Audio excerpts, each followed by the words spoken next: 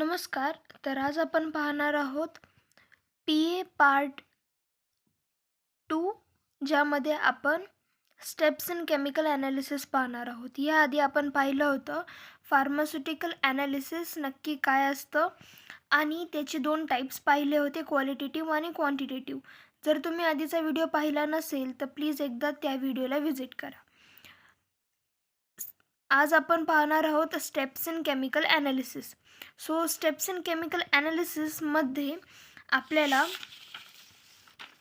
6 points येतात. So 6 पॉईंट्सचे आपण आधी एक एनलिस्ट करून घेऊया की कुठले कुठले टॉपिक्स येणार. Steps in chemical analysis sampling येणार, त्यानंतर येणार सॅम्पल प्रिपरेशन, मग येणार process of a sample for analysis, processing of sample for analysis, मग येणार कलेक्शन ऑफ ॲनालिटिकल टेक्निक्स, मग येणार analysis of samples by selected techniques आणि मग कॅल्क्युलेशन अँड रिझल्ट. सो असे आपले 6 पॉईंट्स आहेत जे आपण केमिकल ॲनालिसिस करताना आपल्याला आढळून येतात. Sampling. Analyst determine nature of a large quantity of substance. So जो ॲनालिस्ट असतो तो काय डिटरमाइन करतो की जो कुठला सबस्टन्स आपण वापरतोय त्याचं नेचर कसं आहे, लार्ज क्वांटिटीमध्ये तो एक्झामाइन करतो. In ideal condition, analyst should analyze every part substance, get accurate result.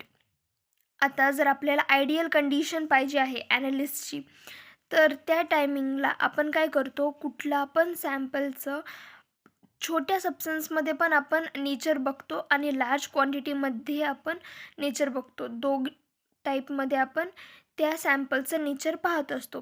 But not possible every time. But जर आपण लार्ज क्वांटिटीमध्ये बघितलं तर आपला टाईम हा कमी जाणार आहे, टाईम जास्त जाणार नाही. सो नेहमी आपण लार्ज क्वांटिटीमध्ये एक्झामाइन करतो, स्मॉल क्वांटिटीमध्ये शक्यतो आपण एक्झामाइन करत नाही. सो इथं सांगितलेलं आहे की आपण नेहमी असं करू शकत नाही. According physical nature of substance आणि size available sampling is carried out. आता हे 2 पॉईंट्स कन्सिडर केले जातात जास्त मोस्टली, फिजिकल नेचर आणि साईज. सो त्या सबस्टन्सचा साईज कसा आहे आणि त्याचं फिजिकल नेचर कसं आहे, हे 2 गोष्टी आपण सॅम्पलिंगमध्ये पाहतो. त्यानंतर आहे आपलं सॅम्पल प्रिपरेशन. जे काही सॅम्पल आहे ते आपण प्रिपेअर कसं करणार. Includes dealing of sample prior to withs analysis. आता जे कुठली पण सॅम्पल आहे त्याचा मेन कोर्स कुठं आहे, म्हणजे तो मॅन्युफॅक्चर कसा होतो त्याला आपल्याला बघावं लागतं. जर आपल्याला ते समजलं की तो मॅन्युफॅक्चर ह्या कंपाऊंड्समधून आपल्याला होतो आहे, तर आपण त्याचे जे इम्प्युरिटीज आहेत ते आपण समजून घेऊ शकतो की कुठले कुठले इम्प्युरिटीज त्यामध्ये येऊ शकतात. सो त्यासाठी प्रायर म्हणजे काय, त्याचं स्टार्टिंग पॉईंट कुठं आहे, तो सॅम्पल बनतोच कसा हे पाहायचं. Means reduction of particle size, mixing of samples, get homogenate during drying of sample आणि determination of quantity of sample by weight and volume. ह्या सगळ्या गोष्टी आपल्याला करायला सोपे पडतात. जर आपल्याला माहिती आहे की तो सॅम्पल कुठून आलेला आहे तर आपल्याला समजेल की त्याचं रिडक्शन ऑफ पार्टिकल कसं होणार, त्याची साईज किती रिड्यूस होणार आहे, त्यानंतर ते कुणासोबत मिक्स प्रॉपरली होणार, मग त्याचं ड्राइंग प्रोसेसला आपल्याला किती टाईम ड्युरेशन लागणार आहे आणि त्यानंतर त्याची क्वांटिटी कशी डिटरमाइन करणार आपण वेटनी आणि व्हॉल्यूमनी. ह्या सगळ्या गोष्टी आपण सॅम्पल प्रिपरेशनमध्ये बघतो. त्यानंतर आहे processing of sample for analysis. So ह्यामध्ये आपले 2 स्टेप्स आहेत. प्रोसेसिंग ऑफ सॅम्पलमध्ये 2 सब स्टेप्स आहेत. सगळ्यात पहिली जी स्टेप आहे ती accurate and further sample selected carry analysis, that is heating, fusion, ignition of sample.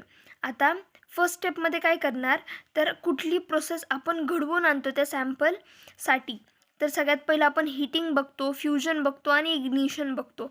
हे 3 स्टेप्स आपण प्रोसेससाठी बघतो की कुठला सॅम्पल ह्या सगळ्या प्रोसेसमध्ये मोडेल. मग आपल्याला जी सॅम्पलची प्रोसेस हवी असते त्या प्रोसेसमध्ये तो सॅम्पल बसतो आहे का आपल्याला सॅम्पल चेंज करायचा आहे हे आपण पाहणार. Use of solvent to dissolve sample. आता कुठलं सॉल्वंट लागणार आपल्याला ह्या सॅम्पलला डिझॉल्व्ह करण्यासाठी हे बघणार. ऑर्गॅनिक सॉल्वंट लागणार आहे, इनऑर्गॅनिक सॉल्वंट लागणार आहे. त्यानंतर डायल्युशन ऑफ सॅम्पलला आपण कितपर्यंत डायल्यूट करू शकतो हे देखील पाहायचं आहे. त्यानंतर स्टेप 2मध्ये आपण काय बघणार, प्रोसेसिंग द प्रिपेअर्ड सॅम्पल. आता जी कुठली आपण सॅम्पल बनवलेलं आहे त्याचं प्रोसेसिंग कसं होणार. To treat suitable method to purify to get better and accurate result, that is filtration, solvent extract, ion exchange method आणि क्रोमॅटोग्राफिक सेपरेशन. सो हे जे काही स्टेप्स आहेत प्रोसेसिंगचे ते आपण कधी घडवून आणतो, त्याला प्युरिफाय करावं लागतं. ते जे काही सबस्टन्स असतं जे आपण प्रिपेअर केलेलं आहे त्याला आपण जर प्युरिफाय केलं तर जे काही इम्प्युरिटीज आहे, जी काही ॲक्युरसी आहे, इम्प्युरिटीज तर एकतर पूर्ण कम्प्लिटली कधीच वॉशआउट होत नसते किंवा कमी होत नसते. थोडी पर्सेंट तरी इम्प्युरिटीज आपल्याला सगळ्या सॅम्पलमध्ये पाहायला भेटते. पण त्या इम्प्युरिटीजला आपण कमी कसं करणार आणि मोर ॲक्युरेट आपण त्या सॅम्पलला कसं बनवणार, ह्या सगळ्या गोष्टी आपण प्रोसेसिंग द प्रिपेअर्ड सॅम्पलमध्ये बघत असतो. त्यानंतर आहे 4th point, selection of analytical techniques. So जे काही ॲनालिटिकल टेक्निक्स आहेत ते आपण सिलेक्ट कसं करणार. आता आपल्याला समजलं त्या सॅम्पलचा नेचर कसं आहे, त्याच्यामध्ये हीटिंग कधी होते, फ्युजन कधी होतं, इग्निशन कधी द्यावं लागणार आपल्याला, त्यानंतर त्याचं फिल्ट्रेशन कसं होतं, सॉल्वंट एक्स्ट्रॅक्शन कसं करतो आपण, आयन एक्सचेंज मेथड कशी होते, क्रोमॅटोग्राफिक सेपरेशन कसं होतं. ह्या सगळ्या मेथड्स बघितल्यानंतर आपण काय बघणार की ती जी काय ॲनालिटिकल टेक्निक आहे ती कुठली सिलेक्ट करायची. ह्या सगळ्या स्टेप्स पाहिल्यानंतर selection appropriate method done by analyst. जो कोणी ॲनालिस्ट असतो तो प्रॉपर सिलेक्ट करतो analytical technique based on nature of sample आणि रिक्वायर्ड आउटपुट म्हणजे काय, जो काय आपण इथं स्टेप्स कॅरीड आउट केले त्याच्या आउटपुटनी आपण डिफाईन करतो किंवा डिटरमाइन करतो की कुठली ॲनालिटिकल टेक्निक बेस्ट असेल त्या सॅम्पलसाठी. Various analytical methods are available for analysis of sample.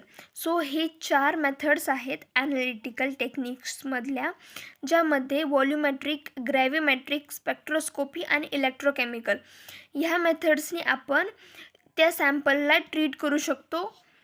त्यानंतर आहे फिफ्थ स्टेपमध्ये आपण काय करणार, analysis of sample by selected technique. So जी आपण टेक्निक सिलेक्ट केली त्याचं आपण ॲनालिसिस करणार त्या सॅम्पलमध्ये. मग आता आपण ॲनालिसिस कसं करणार, appropriate analytical technique is selected. आपण मेथड तर सिलेक्ट केली, सॅम्पल ॲनालाइज्ड बाय सिलेक्टेड मेथड. मग आपण ॲनालाइज करतो त्या सॅम्पल मेथडशी आणि मग आपल्याला रिझल्ट भेटतो. Analysis of sample involves. आता ते आपण सॅम्पलच्या ॲनालिसिसमध्ये काय काय इन्व्हॉल्व होतं तर सगळ्यात आधी कॅलिब्रेशन, त्यानंतर ऑप्टिमायझेशन, स्टँडर्डायझेशन आणि मग measurement of substance by selected method. ह्या 4 स्टेप्स होतात. सगळ्यात आधी तर आपण कॅलिब्रेशन करतो, त्यानंतर मग ऑप्टिमायझेशन करतो, मग स्टँडर्डायझेशन करतो आणि त्यानंतर आपण मेजरमेंट घेतो त्या सबस्टन्सचं सिलेक्टेड मेथडनी. Sometimes validation instrumental methods are carried out as per available guideline. मग मेजरमेंटसाठी खूप साऱ्या गोष्टी आहेत. आपण मोस्टली इन्स्ट्रुमेंटल मेथड वापरतो मेजरमेंट ऑफ सबस्टन्ससाठी. त्यानंतर आहे last step, select calculation and result. आता कॅल्क्युलेशन अँड रिझल्टमध्ये काय येणार आहे, सगळ्यात पहिले तर आपण त्याला कॅल्क्युलेट करणार आणि त्यानंतर जो काय एंड रिझल्ट आहे तो आपण कन्क्लुजनमध्ये किंवा रिझल्टमध्ये ॲनालिटिकल डाटा आपल्याला अवेलेबल होतो, जो आपला रिझल्ट असतो. Further processed calculation result are compiled, conclusion of analytical methods are given. मग जे काय आपल्याला कन्क्ल्युजन येतं ते आपण ॲनालिटिकल मेथड रेकॉर्ड करून ठेवतो. मग हे होते 6 steps of chemical or pharmaceutical analysis. So आज आपण फक्त स्टेप्स पाहणार आहोत. नेक्स्ट व्हिडिओमध्ये आपण पाहणार आहोत factors affecting the choice of analytical techniques, म्हणजे कुठले कुठले फॅक्टर्स अफेक्ट करतात आपल्याला ॲनालिटिकल टेक्निक सिलेक्ट करण्यासाठी.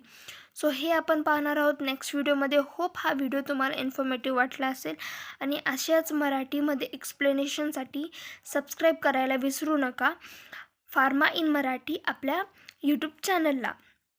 मी भेटते तुम्हाला नेक्स्ट व्हिडिओमध्ये factors affecting the choice of analytical टेक्निकसोबत. आणि तुम्हाला हा व्हिडिओ आवडला असेल तर प्लीज लाईक करायला विसरू नका. Bye bye.